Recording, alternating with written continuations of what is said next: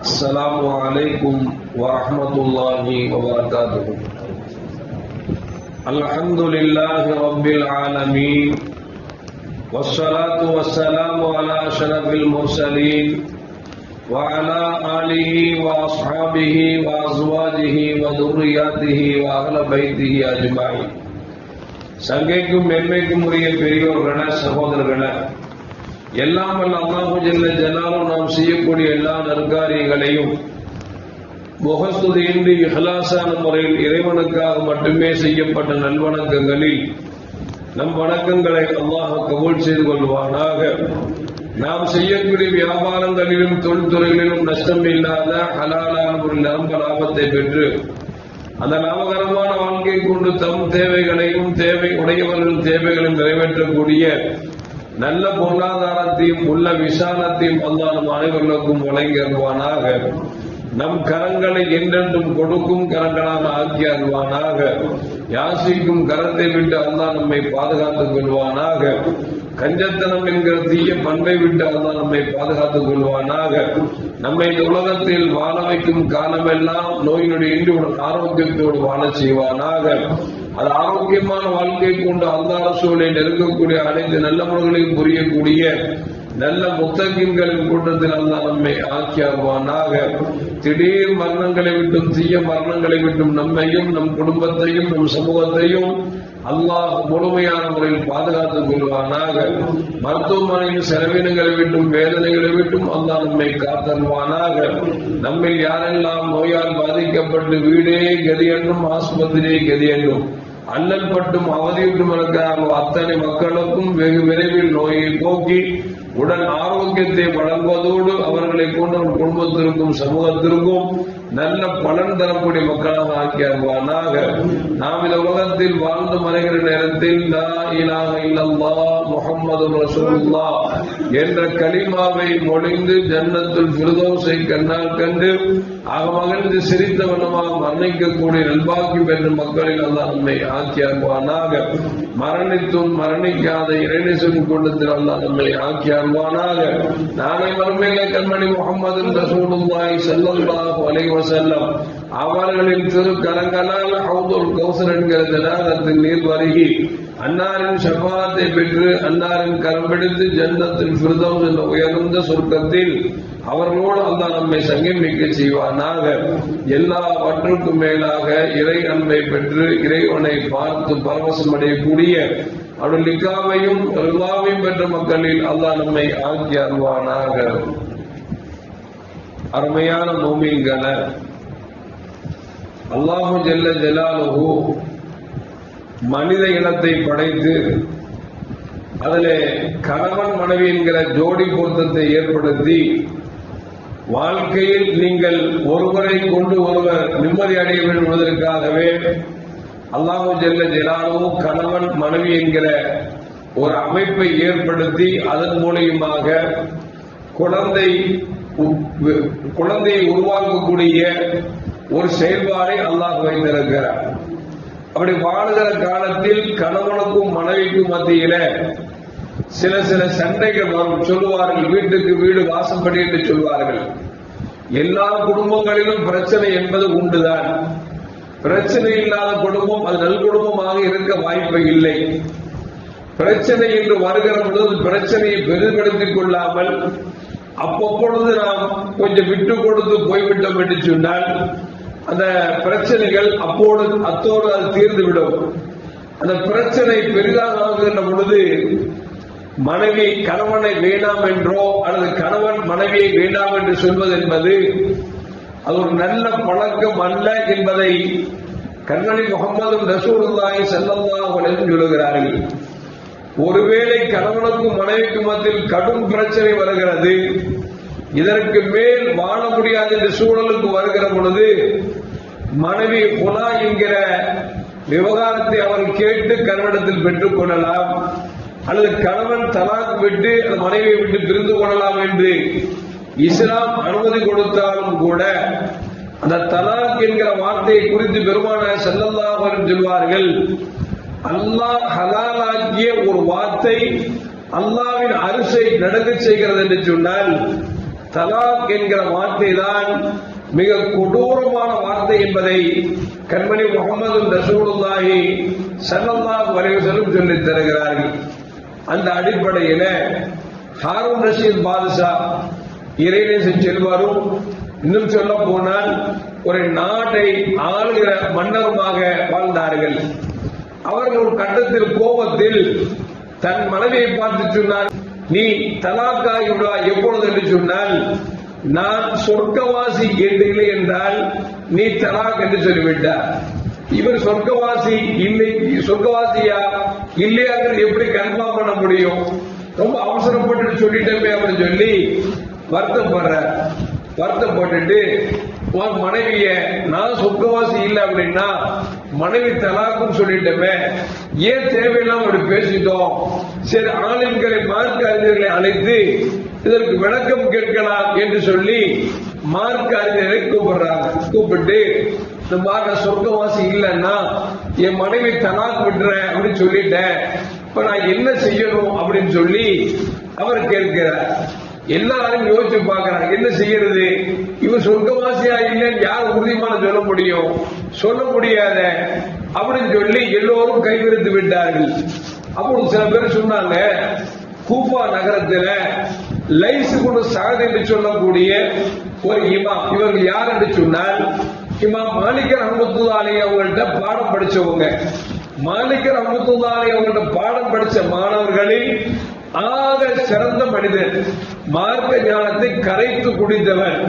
இவர்கள் ஊரை விட்டு கொஞ்ச நாள் ரொம்ப காலம் ஒதுக்கிட்டாங்க. அவங்களை கூப்பிட்டு கேட்டோம்னா சரியான விளக்கம் தருவாங்க அப்படின்னு சொல்லி ஹாரூன் ரஷீத் பாஷா அவங்கள்ட்ட எல்லோரும் சொல்றாங்க. ஹாரூன் ரஷீத் பாஷா தன்னுடைய சிப்பாயிட்ட சொல்றாங்க, இந்த லைஸ் குனு சஅத் என்று சொல்லக்கூடிய இந்த ஆளுமை எங்க இருந்தாலும் அழைச்சிட்டு வாங்க அப்படின்னு உத்தரவு போட்டாங்க. அரசருக்கு உத்தரவுக்கு இணங்க சிப்பாய்கள் தேடி பார்க்கிறார்கள். கடைசியில் பார்த்தா ஒரு ஒதுக்குப்புறத்துல இவர்கள் இறைவனை வணங்கிக் கொண்டு மார்க்க ஞானத்தை மக்களுக்கு கற்றுக் கொடுத்து கொண்டு இருக்கிறார்கள். அவங்கள்ட்ட போய் சொன்னாங்க, லைஸ் குனு சஅத் அவர்களே, ஹாரூன் ரஷீத் பாதுஷா உங்களை கூப்பிடுறாங்க, ஒரு விளக்கம் தெரியணுமா, வந்து சொல்ல வேண்டுமா என்று கேட்டுக்கொண்ட பொழுது லைஸ் குனு சஅத் ரஹ்மத்துல்லாஹி அலைஹி அவர்கள் ஹாரூன் ரஷீத் பாதுஷாவுடைய வீட்டுக்கு வர்றாங்க. வந்து பார்த்தா நிறைய ஆளுங்கள் புடைசூழ இருக்கிறாங்க. அந்த மன்னரையும் பார்க்கிறாங்க. மன்னரை பார்த்தா முகமெல்லாம் விடவெடுத்து இருக்குது. ஆளுங்களை பார்த்தா ஏதோ ஒரு வேகோடு முடிச்சு உட்கார்ந்துட்டு இருக்கிறாங்க. என்ன ஒண்ணு புரியலையே அப்படின்னு சொல்லிட்டு என்ன விஷயம் அப்படின்னாங்க. இல்ல ஒண்ணு இல்ல, கோபத்தில் அவசரப்பட்டு என் மனைவிட்டு நான் சொன்னேன், நான் சொர்க்கவாசியா இல்ல அப்படின்னா நான் உங்க தலாக் விட்டுருவேன் அப்படின்னு சொல்லி அவசரப்பட்டு சொல்லிட்டேன். நான் என்ன செய்யறது அப்படின்னு அந்த லைஸ் குனு சஅத் ரஹ்மத்துல்லாஹி அலைஹி ஹாரூன் ரஷீத் பாஷாவின் முகத்தையும் பார்க்கிறார்கள், ஆலிம்களுடைய முகத்தையும் பார்க்கிறார்கள். என்ன விளக்கம் சொல்ல போறாங்க, ஆனா ஏதாவது விளக்கம் சொல்லுவார் அப்படிங்கிறதுல மாற்று கருத்து அல்ல. என்ன விளக்கம் சொல்ல போறாங்கன்னு எதிர்பார்க்கிற நேரத்தில் இந்த லைஸ் குனு சஅத் ரஹ்மத்துல்லாஹி அலைஹி சொன்னாங்க, பாதுஷா நீங்களும் நானும் வாங்கல ரூமுக்குள்ள தனியா போயிடலாம் சொல்லி அந்த ரெண்டு பேரும் ரூமுக்குள்ள போயிட்டாங்க. கதவு அடைக்கப்பட்டு விட்டது. வெளியே இருக்கிற ஆளுங்கள் எல்லாம் பேசிக் கொள்கிறார்கள். இப்படி சொல்வாங்களோ அப்படி சொல்வாங்களோ அப்படி இவங்களுக்குள்ள ஒரு கருத்து பரிமாற்றம் நடந்துட்டு இருக்குது. உள்ள போனவங்க ரெண்டு பேரும் லைஸ் குனு சஅத் ஹாரூன் பாஷா கேட்கிறாங்க, நீங்க இந்த குர்ஆனை கையில பிடிக்க அப்படின்னாங்க. குர்ஆனை கையில பிடிச்சாங்க. சொல்லுங்க, சத்தியமா நான் என்ன பொய்ப்படுத்த மாட்டேன், நீங்க சொல்லுங்க அப்படின்னாங்க.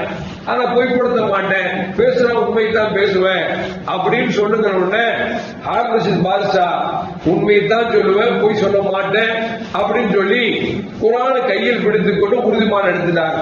சொன்னாங்க லைஸ் குனு சஅத் அவங்க, குர்ஆன் ஒரு பக்கத்துல விரிங்க அப்படின்னாங்க. ஹாரூன் ரஷீத் பாதுஷா விரிச்சார் பாருங்க, விரிச்சு ஒரு ஆயத்தை ஓதுங்க அப்படின்னாங்க.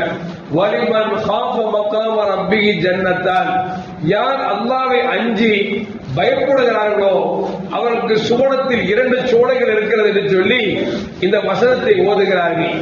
ஓதுனால் ஹாரூன் ரஷீத் பாஷா தாரை தாரா கண்ணீர் வடிக்கிறார்கள். அப்போதான் அந்த லைசுக்குள் சாது கேட்டாங்க, நீங்க என்னை எப்பொழுதெல்லாம் தனியாக இருக்கிறீர்களோ அப்பொழுதெல்லாம் இறைவனை பயந்து அழுவது உண்டா என்று கேட்டார்கள். சொன்னார்கள், ஆமாம் என்று சொன்னார்கள். பாருங்களேன், வலிமன் ஹாப மகாம ரப்பி ஜன்னத்தான், யார் அல்லாஹ்வை அஞ்சி வாழ்கிறார்களோ அவர்களுக்கு 2 சுவனத்து சோலைகள் இருக்கிறது என்று சொன்னவுடன் தாடியெல்லாம் நினைக்கிற அளவுக்கு நீங்கள் அழுகிறீர்கள் என்று சொன்னால், இந்த ஆயத்தின் வசனம் என்னவென்று சொன்னால், யார் அல்லாஹ்வை அஞ்சுகிறார்களோ அவர்களுக்கு சுவனச்சோலைகள் இருக்கிறது சொல்கிறார்கள் அல்லவா, அப்படி என்று சொன்னால் நீங்கள் சுவனத்துக்கு சொந்தக்காரர்கள் தான் என்று நான் உறுதிமானம் தருகிறேன் என்று சொல்லும் பொழுது சொல்லிட்டு சொன்னாங்க, நீங்க சொன்னீங்கல்ல நான் சொர்க்கவாசியா இல்லைன்னா மனைவி தராக்குன்னு இல்ல, நீங்க சொர்க்கவாசி தான், அதான் நீங்க மனைவி தராக்காக மாட்டாங்க, நீங்க 2 பேரும் சேர்ந்து வாழுங்க அப்படின்னு சொல்லி அவர்கள் கதவை திறந்து வருகிறார்கள். உலமாக்கள் எல்லாம் யோசிச்சு பார்க்கிறாங்க என்ன சொல்லியிருப்பாங்க அப்படின்னு சொல்லி. லைசுக்கு சார் சொன்னாங்க, இவர்கள் தன்மையில் இறைவனை நினைத்து நினைத்து அழுது பழக்கம் இருக்கிறது.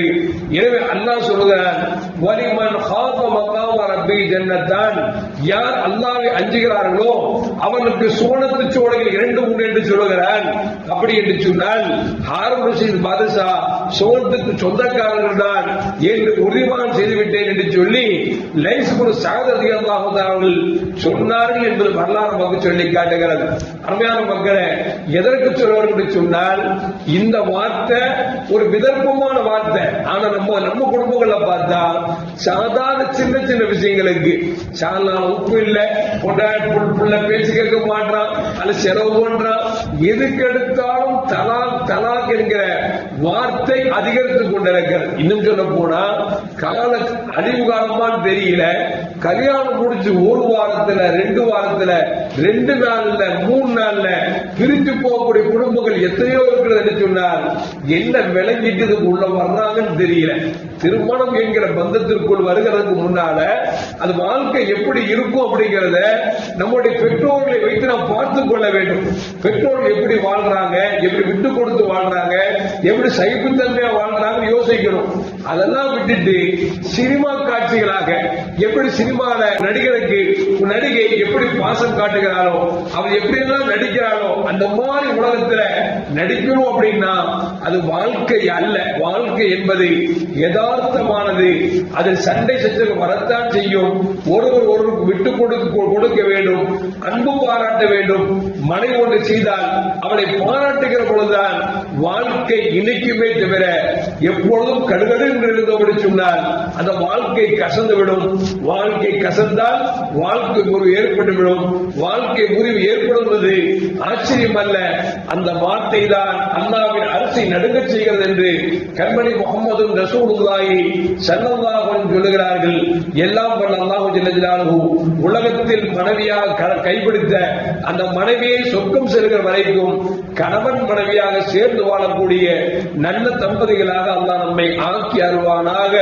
அஸ்ஸலாமு அலைக்கும் வரஹ்மத்துல்லாஹி வபரகாத்துஹு. ஸல்லல்லாஹு அலா முஹம்மத் ஸல்லல்லாஹு அலைஹி வஸல்லம். ஸல்லல்லாஹு அலா முஹம்மத் ஸல்லல்லாஹு அலைஹி வஸல்லம். ஸல்லல்லாஹு